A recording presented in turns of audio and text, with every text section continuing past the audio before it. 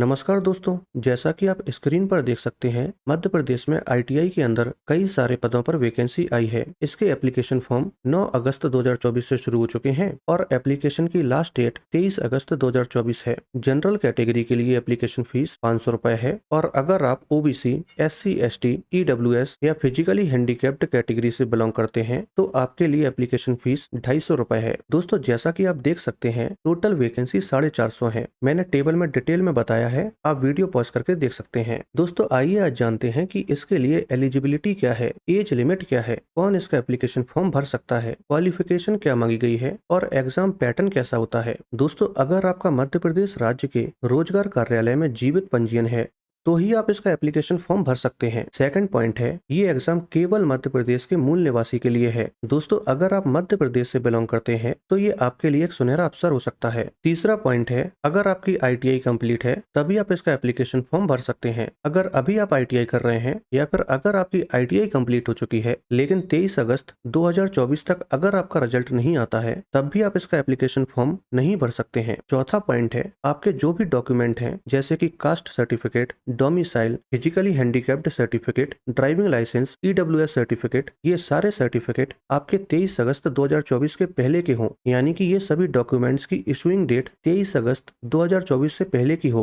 अगर आप इनमें से कोई भी डॉक्यूमेंट 23 अगस्त 2024 के बाद बनवाते हैं तो आप इस एग्जाम के लिए एलिजिबल नहीं होंगे और आप इसका एप्लीकेशन फॉर्म नहीं भर सकते हैं। पांचवा पॉइंट है, अगर आपके 2 या 2 से ज्यादा बच्चे हैं जिनमें से एक का जन्म 26 जनवरी 2001 को या उसके बाद हुआ है तो आप इस एग्जाम के लिए एलिजिबल नहीं है। ऐसे कैंडिडेट्स इसका एप्लीकेशन फॉर्म ना भरें। छठवां पॉइंट है, अगर आप लड़की हैं और आपकी शादी 18 से पहले हो जाती है या अगर आप लड़के हैं और आपकी शादी 21 से पहले हो जाती है तो भी आप इस एग्जाम के लिए एलिजिबल नहीं है और आप इसका एप्लीकेशन फॉर्म ना भरें। आइए अब जानते हैं इसके लिए एज लिमिट क्या है। दोस्तों, आपकी मिनिमम एज 18 साल होनी चाहिए और मैक्सिमम एज 40 साल होनी चाहिए। अगर मैं और डिटेल में बात करूं तो 1 जनवरी 2025 या उसके बाद आपकी उम्र 18 साल हो जानी चाहिए तो आप इसका एप्लीकेशन फॉर्म भर सकते हैं और 1 जनवरी 2025 को या उसके बाद आपकी उम्र 40 साल से कम होनी चाहिए तो भी आप इसका एप्लीकेशन फॉर्म भर सकते हैं। दोस्तों, इस एग्जाम में आपको एज रिलैक्सेशन भी मिलता है। अगर आप ओबीसी, एससी, एसटी कैटेगरी से बिलोंग करते हैं तो आपको 5 साल एक्स्ट्रा दिए जाएंगे, यानी कि आप 45 साल की उम्र तक इसका एप्लीकेशन फॉर्म भर सकते हैं। आइए अब जानते हैं इसके लिए क्वालिफिकेशन क्या मांगी गई है। दोस्तों, अगर आप आईटीआई ट्रेड से फिटर के लिए अप्लाई करते हैं तो आपका 10th क्लास कंप्लीट होने के साथ फिटर से आईटीआई कंप्लीट होना चाहिए और नेशनल अप्रेंटिसशिप सर्टिफिकेट होना चाहिए। अगर आपके पास ये नहीं है तो एआईसीटीई या यूजीसी से मान्यता प्राप्त किसी भी कॉलेज या यूनिवर्सिटी से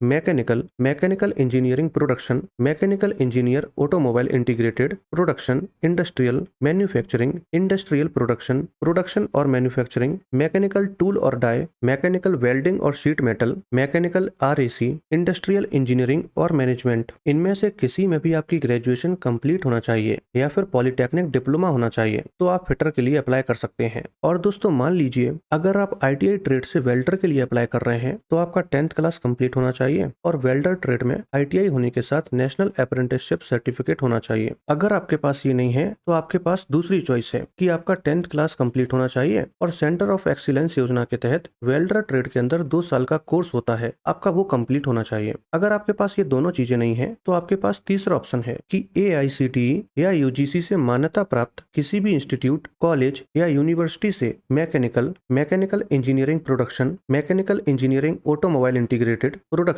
इंडस्ट्रियल मैन्युफैक्चरिंग, इंडस्ट्रियल प्रोडक्शन और मैन्युफैक्चरिंग, मैकेनिकल टूल और डाई, मैकेनिकल वेल्डिंग और sheet metal, mechanical RAC, industrial engineering और मैनेजमेंट, इनमें से किसी में भी आपका ग्रेजुएशन या पॉलिटेक्निक डिप्लोमा कंप्लीट होना चाहिए। दोस्तों, मध्य प्रदेश के अंदर ये जो आईटीआई ट्रेड के अंदर वैकेंसी आई है इसमें टोटल 12 पोस्ट हैं और इन्हीं 12 पदों के लिए वैकेंसी आई है। दोस्तों, अब अगर मैं हर एक पोस्ट के लिए क्या क्वालिफिकेशन मांगी गई है वो बताऊंगा तो वीडियो बहुत ज्यादा लंबी हो जाएगी। अगर आप जानना चाहते हैं कि इन सभी ट्रेड के लिए क्या क्वालिफिकेशन मांगी गई है तो आप कमेंट में क्वालिफिकेशन टाइप कर दीजिए, मैं उस पर भी एक डिटेल्ड वीडियो बना दूंगा। आइए दोस्तों, अब आगे बात करते हैं कि इसका एग्जाम पैटर्न कैसा होगा। दोस्तों, ये एग्जाम टोटल 100 नंबर का होगा जिसमें से 25 नंबर आपके जनरल साइंस, रीजनिंग, साइंस और मैथ और कंप्यूटर के होंगे और 75 नंबर का आपकी ट्रेड से रिलेटेड होगा। तो इस तरह से ये टोटल 100 नंबर का एग्जाम होगा, लेकिन इसके अंदर आपको कुछ क्वालिफाइंग मार्क्स लाने पड़ेंगे तभी आप इस एग्जाम में पास होंगे। जैसे कि अगर आप जनरल या ओबीसी कैटेगरी से बिलोंग करते हैं तो आपको 100 में से 40 नंबर लाने पड़ेंगे, और अगर आप एससी, एसटी या फिजिकल हैंडीकैप्ड कैटेगरी से बिलोंग करते हैं तो आपको 100 में से 36 नंबर लाने पड़ेंगे, तभी आप इस एग्जाम में पास होंगे।